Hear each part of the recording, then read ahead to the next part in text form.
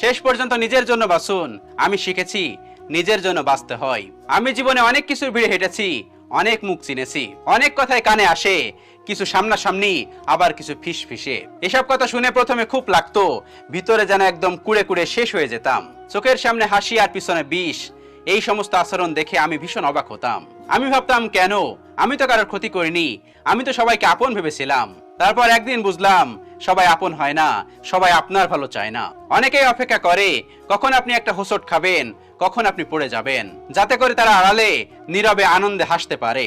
আমি তখন সিদ্ধান্ত নিলাম, আর নয়, নিজের শান্তি নিজের সম্মান এবার থেকে নিজের হাতেই রাখবো। কারোর কথায় আর কান দেব না, কারো ছোট করে দেওয়ায় আমায় কোন স্পর্শ করবে না। যখন কেউ আমায় বলেছে তুমি পারবে না, তখন আমি কিছু বলিনি, শুধু আমি মুস্কি হেসেছি। কারণ আমি জানি তারা আমার গল্পের লেখক নয়, আমিই লিখবো আমার জীবনের গল্প।